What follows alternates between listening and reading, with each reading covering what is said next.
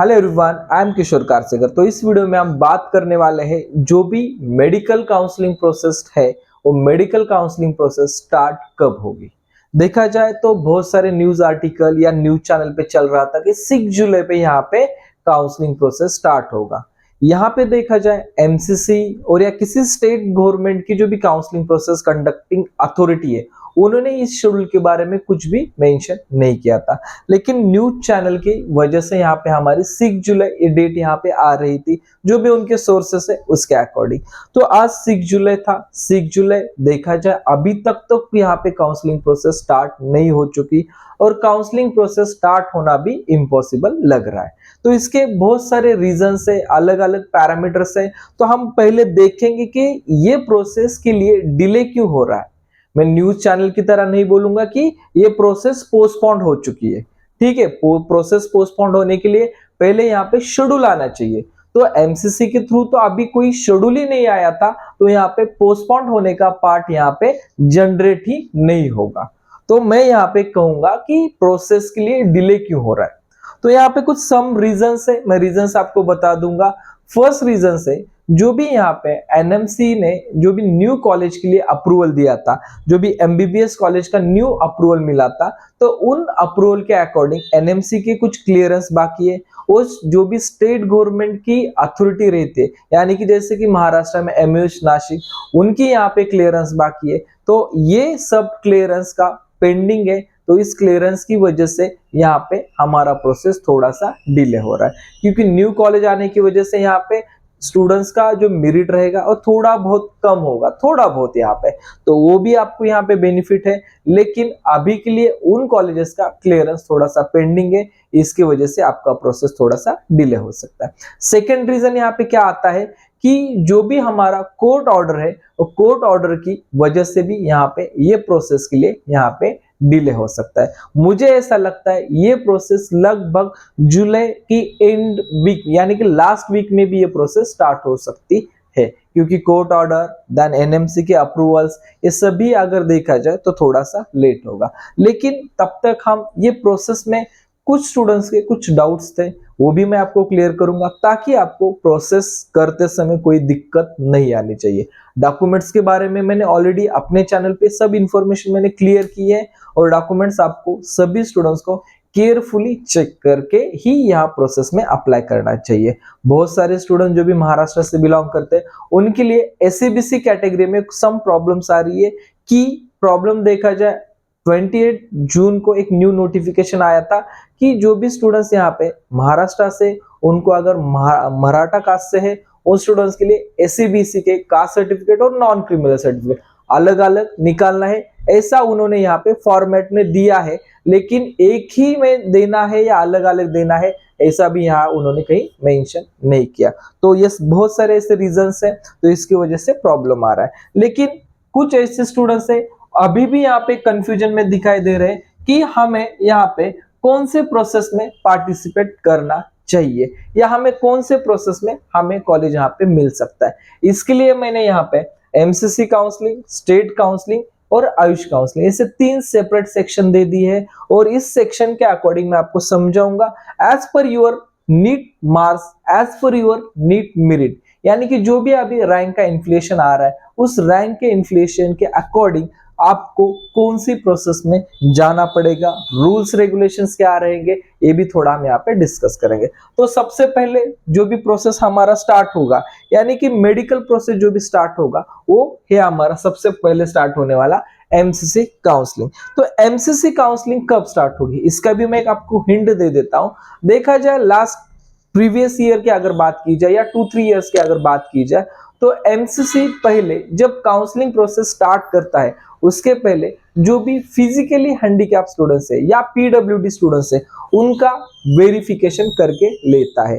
यानी कि जिन स्टूडेंट्स ने नीट फॉर्म भरते समय पीडब्ल्यूडी अप्लाई किया है या आगे भी उनको पीडब्ल्यूडी की सीट चाहिए, तो उन सभी स्टूडेंट्स का एमसीसी के थ्रू जो भी एक कॉलेज यहाँ पे दिए जाते हैं, उन कॉलेज का यहाँ पे, उन कॉलेजेस में उन स्टूडेंट्स का यहाँ पे वेरिफिकेशन होता है। और वेरिफिकेशन में जो सक्सेसफुली यहाँ पे क्लियर स्टूडेंट्स आते हैं उनका ही फिजिकली हैंडीकैप सर्टिफिकेट एमसीसी के थ्रू यहाँ पे मिल जाता है। वही स्टूडेंट्स यहाँ पे बाद में प्रोसेस में फिजिकली हैंडीकैप की सीट यहाँ पे ले सकते हैं।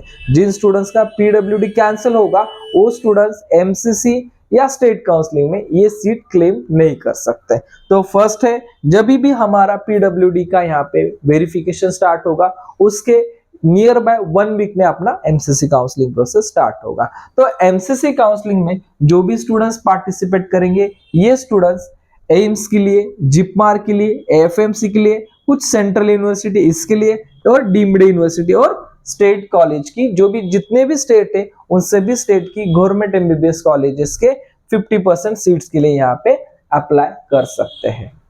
सेकंड पार्ट यहाँ पे आ जाता है, जो भी ये सभी कॉलेजेस है इसमें से 100% सीट एमसीसी थ्रू यहाँ पे भरी जाती है इन कॉलेजेस की, यानी कि एम्स, जिपमार, एएफएमसी की 100% सीट एमसीसी के थ्रू ही भरी जाती है और डीम यूनिवर्सिटी की भी 100% सीट यहाँ पे भरी जाती है। तो बात करते हैं इन प्रोसेस में एमसीसी काउंसलिंग के लिए किन स्टूडेंट्स को जाना चाहिए। हर साल का थोड़ा सा अलग रहता था, लेकिन इस साल मैं पूरे स्टेट के स्टूडेंट्स और यहाँ पे जो भी प्रोसेस का एनालिसिस यानी कि रैंक एनालिसिस है उसके हिसाब से बताऊंगा।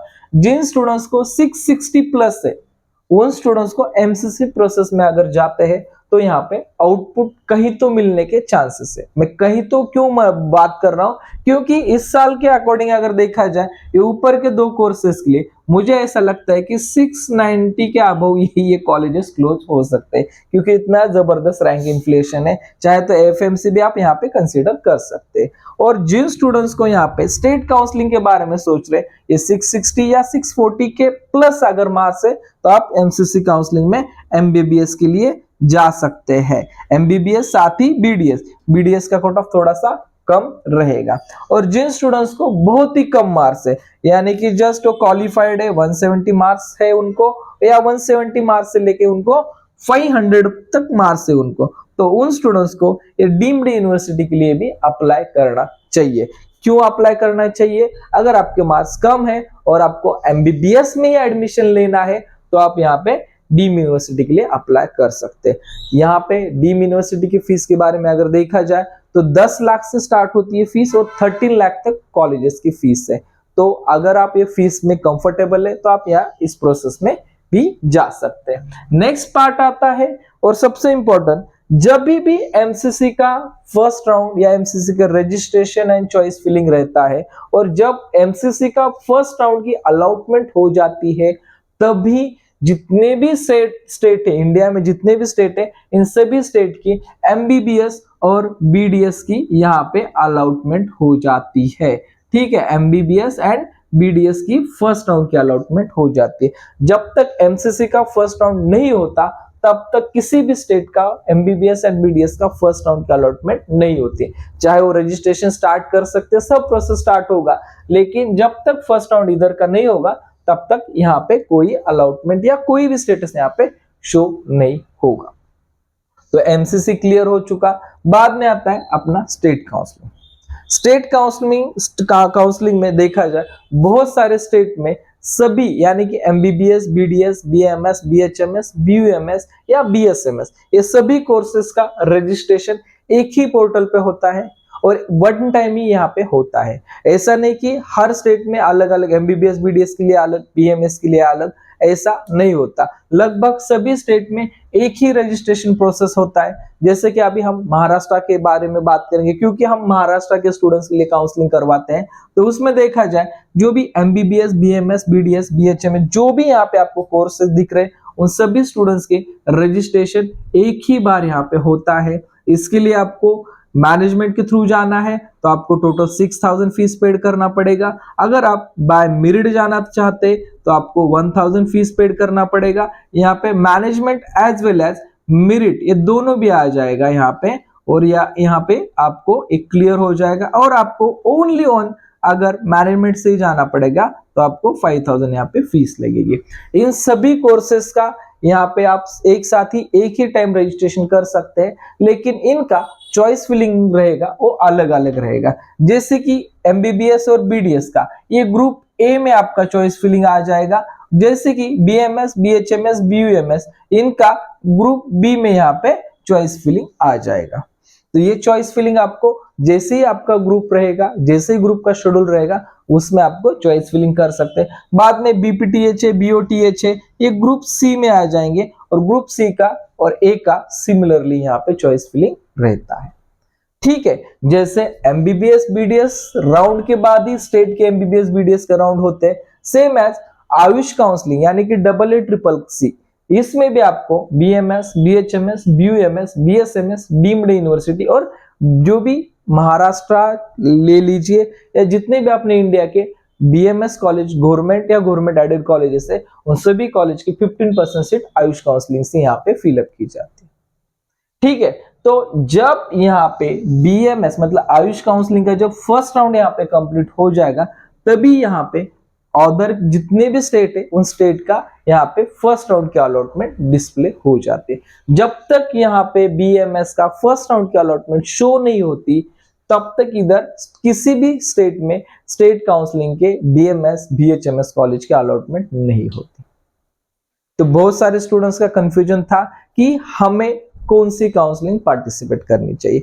अगर आपको सेंट्रली या आपके गुड मार्क्स है, आप यहाँ पे सेंट्रल काउंसलिंग ज्वाइन कर सकते हैं। अगर आपके बहुत लो मार्क्स है तो आप यहाँ पे डीम्ड यूनिवर्सिटी की जो भी काउंसलिंग प्रोसेस है वो ज्वाइन कर सकते हैं। सेम एज आयुष में भी ऐसा ही है। आपके अगर मार्क बहुत अच्छे हैं और आपने खुद की स्टेट की जगह अदर स्टेट में अगर आपको एडमिशन लेना है तो आप AA-CCC काउंसलिंग के थ्रू जा सकते हैं। लेकिन आपके बहुत कम मार्क्स है और आपके पास फाइनेंशियल पोजीशन अच्छी है तो आप इस डीम यूनिवर्सिटी के थ्रू भी एडमिशन ले सकते हैं। ठीक है, और ये सभी प्रोसेस आपको one by one her process के रूल्स रेगुलेशंस क्या रहते हैं ये भी मैं आपको क्लियर करूंगा। अभी के लिए मैं आपको ये बताने आया था कि प्रोसेस डिले क्यों हो रही है, डिले होने के रीजंस क्या है और प्रोसेस कब तक स्टार्ट होती है और कौन कौन सी प्रोसेस हमें यहाँ पे मिलती है और कौन कौन से प्रोसेस के लिए रजिस्ट्रेशन करना पड़ता है। और जितने भी आपको बोर्ड पे जो प्रोसेस दिख रही है, अगर आपको बीएमएस लेना है या एमबीबीएस जहां पे भी लेना है, आप जिस प्रोसेस में पार्टिसिपेट करोगे उसका आपको रजिस्ट्रेशन फीस यहाँ पे पहले रजिस्ट्रेशन, बाद में उसका रजिस्ट्रेशन फीस, बाद में उसकी चॉइस फिलिंग, ये सभी प्रोसेस की अलग अलग रहती है और अलग अलग ये सब प्रोसेस आपको सिस्टमैटिकली करना पड़ेगा। आप अगर सोचोगे एक ही में मुझे करना है तो यहाँ पे नहीं होगा। आपको जिसमें भी पार्टिसिपेट करना है वो इंडिविजुअली करना पड़ेगा। ठीक है, आपको अगर समझो आप महाराष्ट्र से और आपको यहाँ पे केरला के बीएमएस में लेना है या एमबीबीएस में लेना है तो आप यहाँ पे ओनली गवर्नमेंट कॉलेज के लिए अप्लाई कर सकते हैं या डीम यूनिवर्सिटी के लिए अप्लाई कर सकते हैं। ठीक है, और स्टेट काउंसलिंग में जो भी ये प्रोसेस